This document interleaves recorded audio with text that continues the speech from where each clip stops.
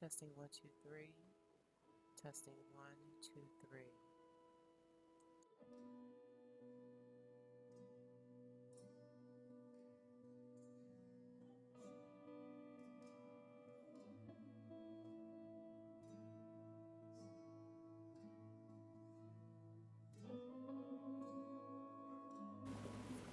Hey there, Bravehearts, Urbanites, and Coach Mad Hatters, and welcome to the EQ Elemental Lock and Key Series Part 1.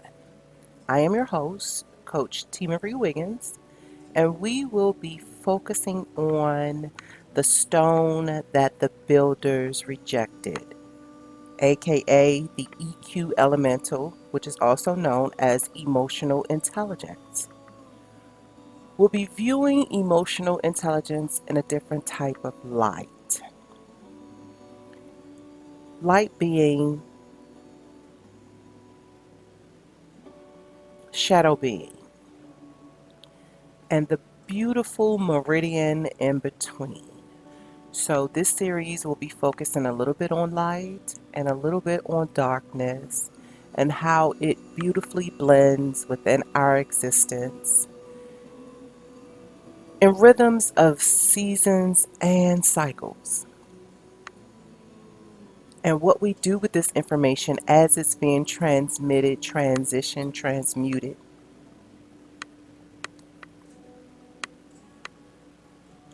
How it's applied, how it's processed, how it's viewed, how it's perceived.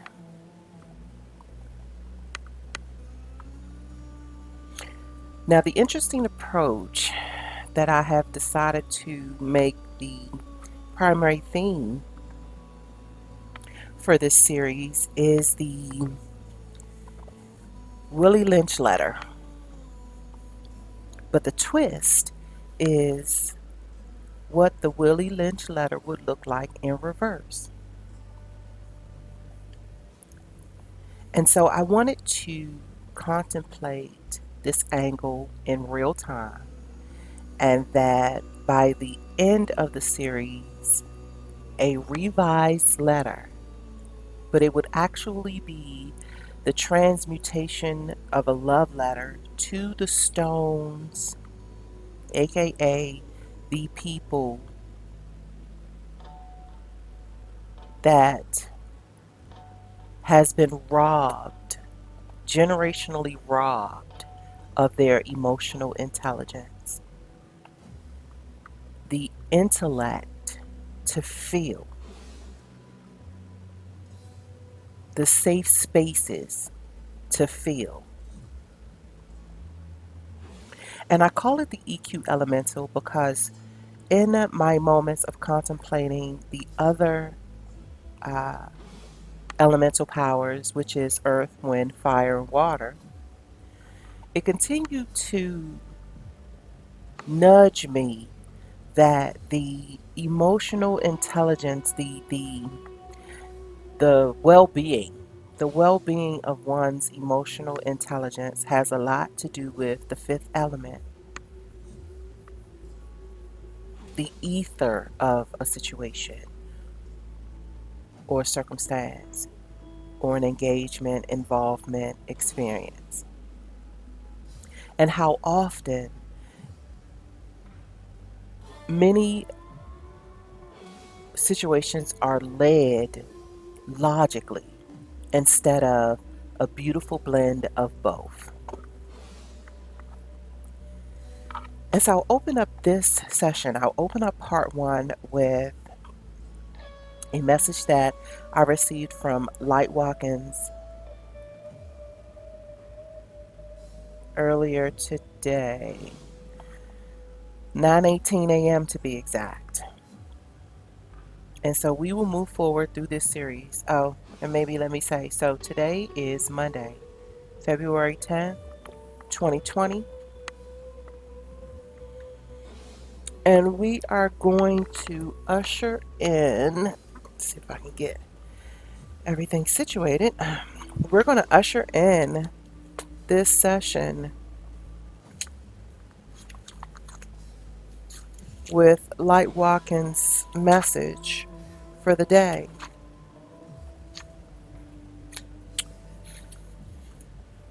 And so the title of the message is called Tight Shoes.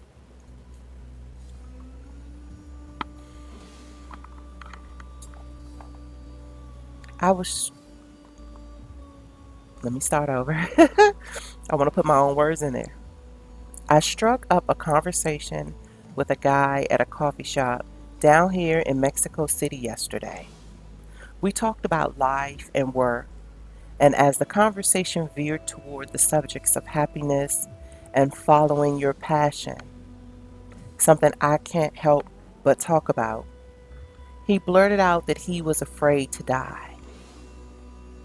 I'm really afraid to die, he said, almost with a hint of embarrassment for feeling that way. What do you think happens when you die? I asked.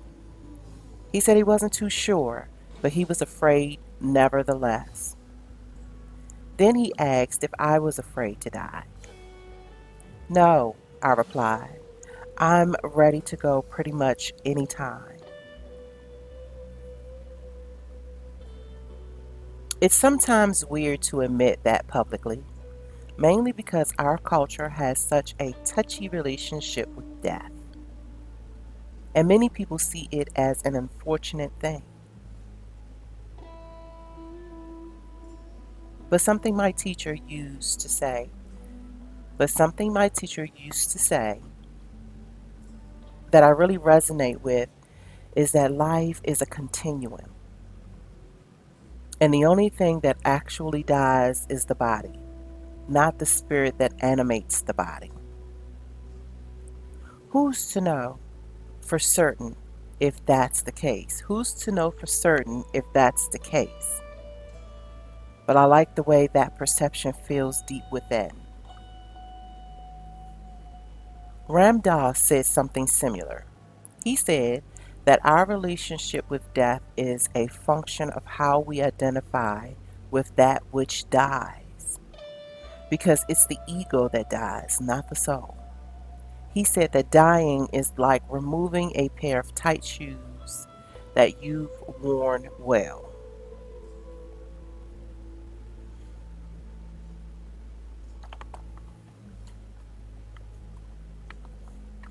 Now, I chose to open up the segment with that particular message for two reasons. One, it is a primary perception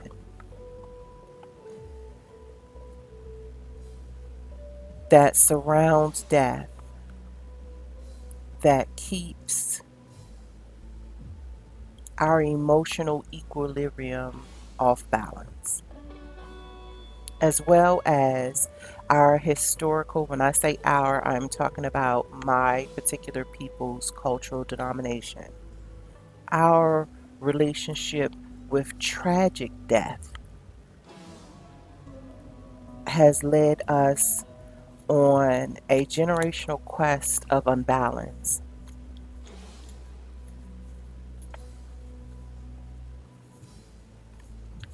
And even though there is a avalanche of debate surrounding the authorship of the Willie Lynch letter, what is painfully true is the ramifications and the pictorial components surrounding such letter. And even the fact that it would be considered a letter.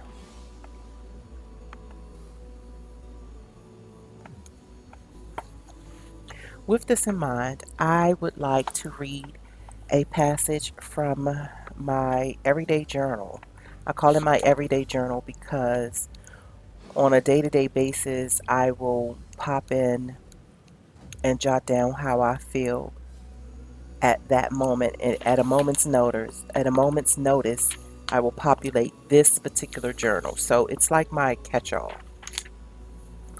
And so on Friday, January 31st at 9:22 a.m., I entered into a rather lengthy entry that was totally unexpected. I just felt the need to unload. And when the session was over, I was quite surprised at all that had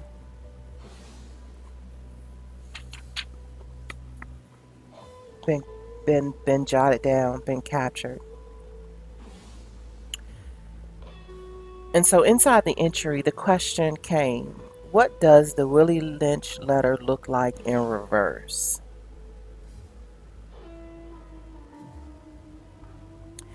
And it says, I can't help but wonder if this 12-year span unfolded precisely as it did for me, to engage the pain that would eventually lead me to the cocktail of circumstances and questions surrounding the unlocking of this mystery. And the 12-year span that I am referring to is over this last 12 years for me specifically, which has felt like a metaphor for 12 years a slave, but from the emotional absence or the emotionally traumatic side of life. All that one would contend with in silence. Suffering in silence is something that my people do on a grand scale. Because we live in this hyper ultra positive era, to have a bad day or to have a bad cycle or a bad season is not particularly popular, let alone to have a bad lifetime. The more research and development I do around the mystical realms of astrology and the esoteric metaphysical components of existence, the more and more I am finding out that some things, good, bad, or indifferent, was truly meant to be. That regardless whether you ran from it, hid from it, it was going to find you and have its way with you because you were, and I'm going to tread lightly with saying destined to experience it. Um, but for the lack of a better term, you were destined to experience it. Some heartaches, some hardships, some suffering is by design. If I will go as far as to say, by divine design.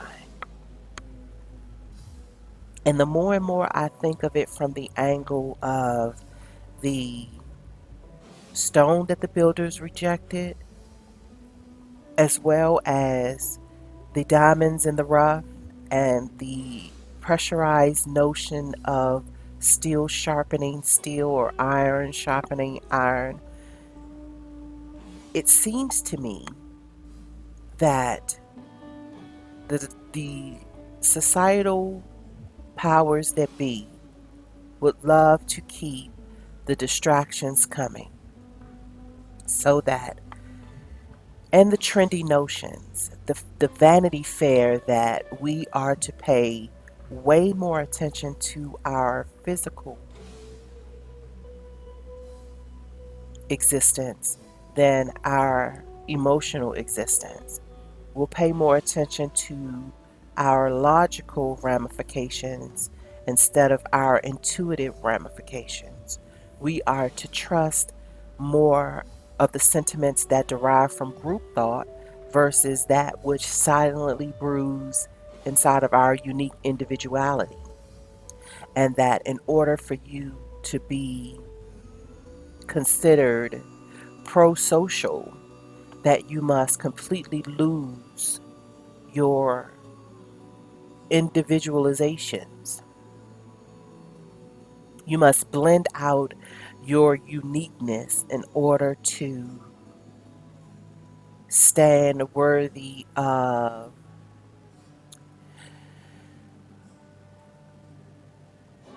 the collective,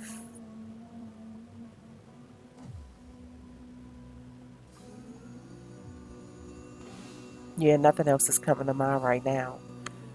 But it seems like it's always either or. Either you with us or you're antisocial, which automatically makes you against us. And that's the weirdest thing ever, has been for me. So for the last 12 years, I have been contemplating in this, what I like to now call the infamous hermit mode. And only those that know me personally, like intimately personally, know that these last 12 years have been monumentally remarkable, to say the least. And I say it that way because of the parts that many do not see from the outside looking in. And that no matter what I did over the last 12 years, nothing that I set out to do came to pass, but some very remarkable instances were occurring.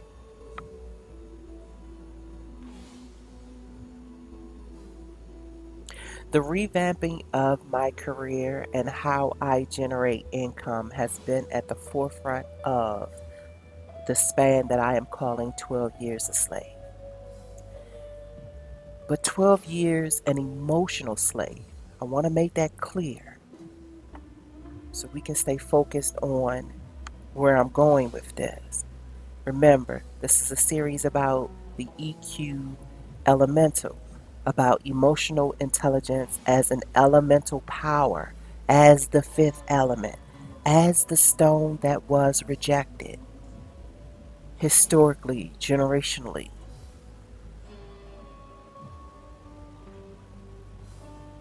Because to critically analyze the Willie Lynch letter as a declaration of society,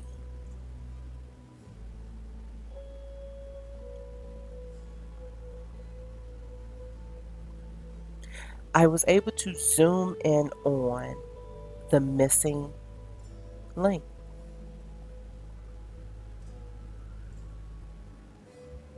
And so, in exchange, in these efforts, was the exchange of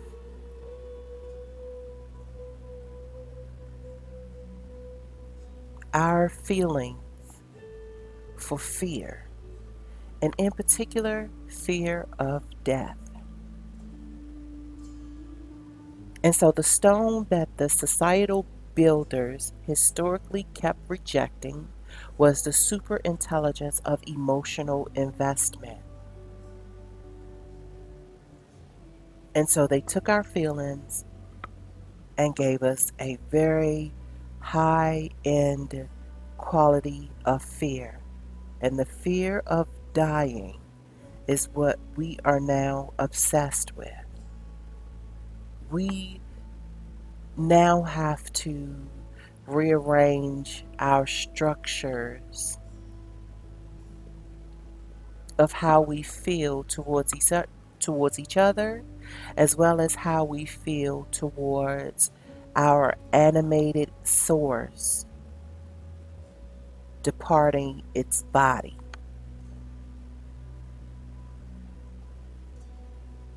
I often hear in a strand of rebellion the absence of fear of dying. And when I speak, I'm speaking for those that no, I'm sorry. I'm not speaking for those. I'm speaking for myself, but I'm speaking in reference to the multitude of conversations I've had surrounding this particular thing, death. And in a rebellious state, the sentiment, I'm not afraid to die, still has a twinge of intimidation in it. Why? Because generationally, we tap into whether death will come peacefully or tragically.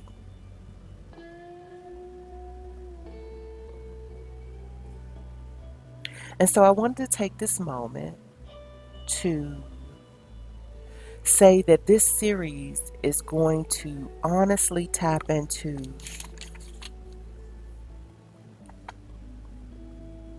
the focus that says, keep the body, take the mind, erase the heart, and how the instruction was, and I quote, keep your eye and thoughts on the female and the offspring, and concentrate on future generations. And so, regardless if we'll go back and forth in a great debate about who authored the letter, the fact of the matter is, this is truly a wondrous recipe for generations upon generations upon generations of slave mentality. And so now we won't be focusing on the physical slavery of the era. We will be focusing on the emotional slavery of the era, as well as the capturing and arrested development of the transitioning from slave mentality to freedman's mentality. What does it look like? What does it feel like to exist as a mentally freed being? What is that all about, honestly?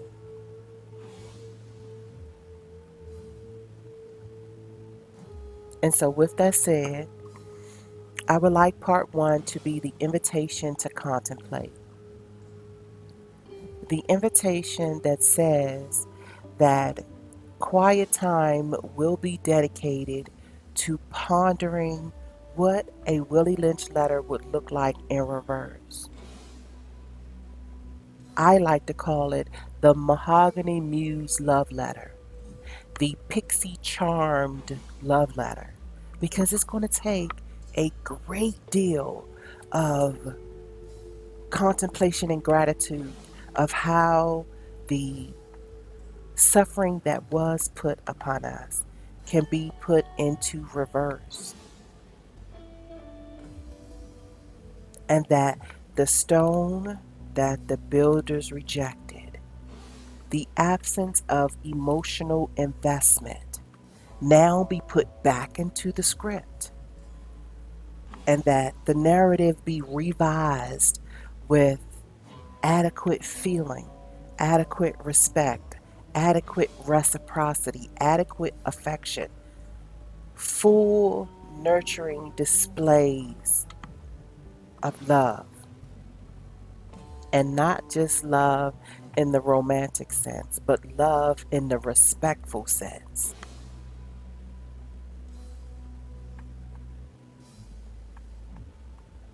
Nina Simone often said, or she often spoke about living life with no fear. What would that look like?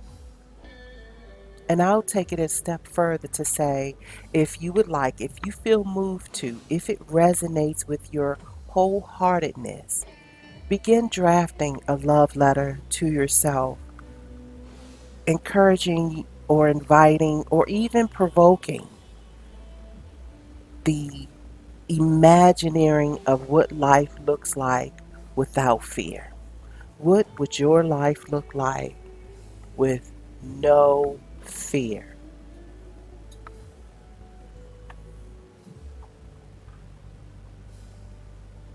And so, with this said, this concludes part one, as well as my test run with the film editing software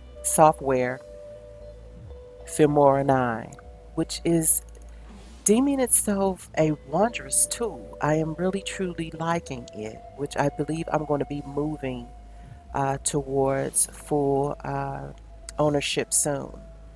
So, with that said, I thank you kindly for joining me. Hopefully, you will be on the lookout for part two. Until then, I wish you well.